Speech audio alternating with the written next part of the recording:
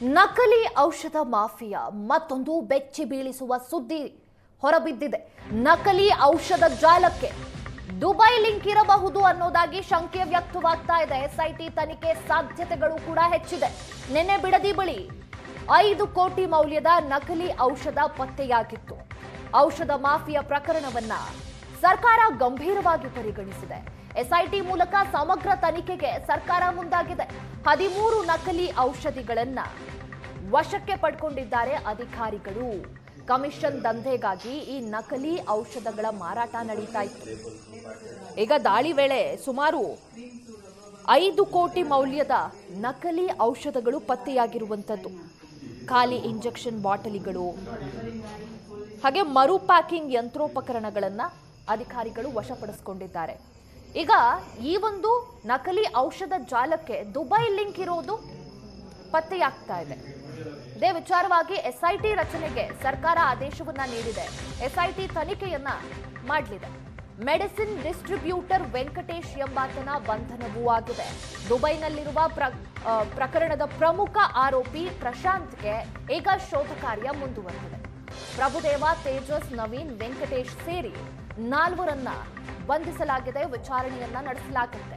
ದೊಡ್ಡ ಮಟ್ಟದಲ್ಲಿ ನಕಲಿ ಔಷಧ ಜಾಲ ವಿಸ್ತರಣೆ ಆಗಿರುವ ಶಂಕೆಯೂ ಕೂಡ ಇದೆ. ನಕಲಿ ಲೇಬಲ್ ಬಳಸ್ತಾ ಇದ್ದ ಆಸ್ಪತ್ರೆಗಳ ಪತ್ತೆಗೆ ಈಗ ಪೊಲೀಸರು ಮುಂದಾಗಿದ್ದಾರೆ.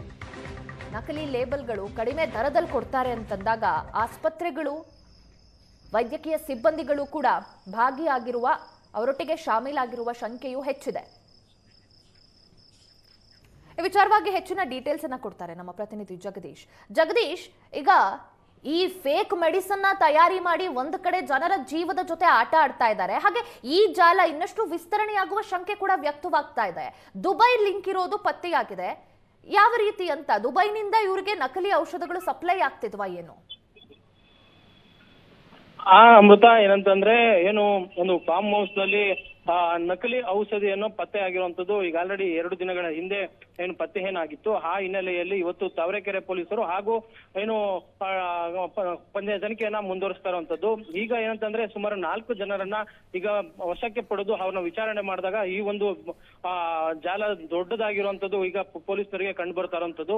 ಏನಂತಂದ್ರೆ ಈಗ ಆಲ್ರೆಡಿ ಬೆಂಗಳೂರು ಸೇರಿದಂತೆ ಹಲವು ರಾಜ್ಯಗಳಲ್ಲಿ ಈಗ ಆಲ್ರೆಡಿ ಈ ಒಂದು ಔಷಧಿಯನ್ನ ಮಾರಾಟ ಮಾಡ್ತಿದ್ರು ಅನ್ನೋದು ಕೂಡ ಈಗ ಪೊಲೀಸರ ತನಿಖೆಯಲ್ಲಿ ಒಂದು ಹೊರಬಿದ್ದಿರುವಂತ ಒಂದು ಅಂಶವಾಗಿರುವಂತದ್ದು.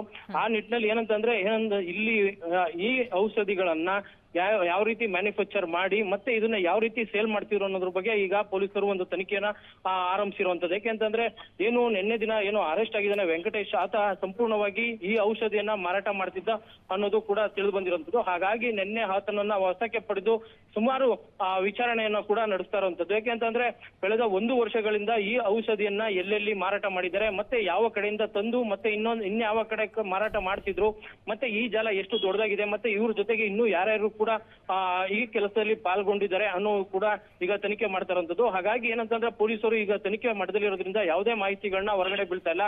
ಆದ್ರೆ ಕಿಂಗ್ ಪಿನ್ ಆಗಿರುವಂತ ಪ್ರಶಾಂತ್ ಅವರು ಈಗ ದುಬೈಯಲ್ಲಿ ಏನಿದ್ದಾರೆ, ಹಾಗಾಗಿ ಇದು ದುಬೈಗೆ ಅವ್ರು ಹೋಗ್ಲಿಕ್ಕೆ ಕಾರಣ ಏನು, ಮತ್ತೆ ಅಲ್ಲಿ ಏನು ವ್ಯವಹಾರ ಮಾಡ್ತಿದ್ದಾರೆ ಅನ್ನೋದ್ರ ಬಗ್ಗೆ ಪೊಲೀಸರು ಈಗ ತನಿಖೆ ಮಾಡ್ತಾ ಇರುವಂತದ್ದು. ಒಟ್ಟಾರೆಯಾಗಿ ಪ್ರಶಾಂತ್ ಪೊಲೀಸರು ಅರೆಸ್ಟ್ ಮಾಡಾದ್ಮೇಲೆ ಈ ಒಂದು ಜಾಲ ಎಷ್ಟು ದೊಡ್ಡದಾಗಿತ್ತು, ಮತ್ತೆ ಈ ಔಷಧಿನ ಯಾವಾಗಿಂದ ತಯಾರು ಮಾಡ್ತಿದ್ದಾರೆ, ಇದ್ರ ಜೊತೆಗೆ ಬೇರೆ ಬೇರೆ ಯಾವ್ದಾದ್ರು ಔಷಧಿಗಳನ್ನ ತಯಾರು ಮಾಡ್ತಿದ್ರ, ಮತ್ತೆ ಈ ಒಂದೇ ಜಾಗದಲ್ಲಿ ಮಾಡ್ತಿದ್ರ, ಇಲ್ಲ ಬೇರೆ ಜಾಗದಲ್ಲೂ ಕೂಡ ಈ ಔಷಧಿಗಳನ್ನ ಬೇರೆ ಬೇರೆ ಔಷಧಿಗಳನ್ನ ತಯಾರು ಮಾಡ್ತಿದ್ರ ಅನ್ನೋದ್ರ ಬಗ್ಗೆ ಕೂಡ ಈಗ ಪೊಲೀಸರು ಒಂದು ತನಿಖೆಯನ್ನ ಮುಂದುವರಿಸಿರುವಂತದ್ದು. ಈಗ ಸಿಕ್ಕಿರುವಂತ 4 ಜನರನ್ನ ಸಂಪೂರ್ಣವಾಗಿ ತನಿಖೆ ಮಾಡ್ತಾ ಇದ್ದಾರೆ. ಹಾಗಾಗಿ ಇದು ಯಾವಾಗಿಂದ ನಡೀತಾ ಇತ್ತು, ಮತ್ತೆ ಎಲ್ಲೆಲ್ಲಿ ಹೊರ ರಾಜ್ಯಗಳಲ್ಲಿ ವಿಸ್ತರಣವಾಗಿದೆಯಾ, ಮತ್ತೆ ಬೇರೆ ದೇಶಗಳಲ್ಲೂ ಕೂಡ ಈ ಔಷಧಿಗಳನ್ನ ಸೇಲ್ ಮಾಡ್ತಿದ್ರು ಅನ್ನೋದ್ರ ಬಗ್ಗೆ ಕೂಡ ಈಗ ಪೊಲೀಸರು ತನಿಖೆ ಮಾಡ್ತಾ ಇರುವಂತದ್ದು. ಈ ವೆಂಕಟೇಶ್ ಏನಿದ್ದಾನೆ ಸಂಪೂರ್ಣವಾಗಿ ಇಲ್ಲಿ ಮ್ಯಾನುಫ್ಯಾಕ್ಚರ್ ಆಗ್ತಿತ್ತು, ಆ ಔಷಧಿಗಳನ್ನ ಈತನೇ ಎಲ್ಲಾ ಕಡೆ ಡಿಸ್ಟ್ರಿಬ್ಯೂಟ್ ಮಾಡ್ತಿದ್ದ ಅನ್ನೋದು ಕೂಡ ಈಗ ಮೇಲ್ನೋಟಿಗೆ ಕಂಡು ಬಂದಿರುವಂತ ಪೊಲೀಸರು ಆತನನ್ನ ಸಂಪೂರ್ಣವಾಗಿ ವಿಚಾರಣೆಗೆ ಒಳಪಡಿಸು ತಾವರೆಕೆರೆಯ ಡಿವೈಎಸ್ಪಿ ರವಿಕುಮಾರ್ ಅವರು ಸಂಪೂರ್ಣವಾಗಿ ವಿಚಾರಣೆಗೆ ಒಳಪಡಿಸಿದ್ದಾರೆ. ಹಾಗಾಗಿ ಒಟ್ಟಾರೆಯಾಗಿ ಈ ಜಾಲ ಯಾವ ಮಟ್ಟಕ್ಕೆ ಬೆಳೆದಿತ್ತು, ಇಲ್ಲಿವರೆಗೂ ಎಷ್ಟು ಕೋಟಿಯ ವ್ಯವಹಾರಗಳು ನಡೆದಿದೆ ಅನ್ನೋದ್ರ ಬಗ್ಗೆನೂ ಕೂಡ ತನಿಖೆಯನ್ನ ಮಾಡ್ತಾ ಇರುವಂತದ್ದು. ಅಮೃತ, ಧನ್ಯವಾದ ಜಗದೀಶ್ ತಮ್ಮೆಲ್ಲ ಡೀಟೇಲ್ಸ್ಗಾಗಿ. ಸುದ್ದಿ ಮುಂದುವರಿಯುತ್ತೆ ಮತ್ತೊಂದು.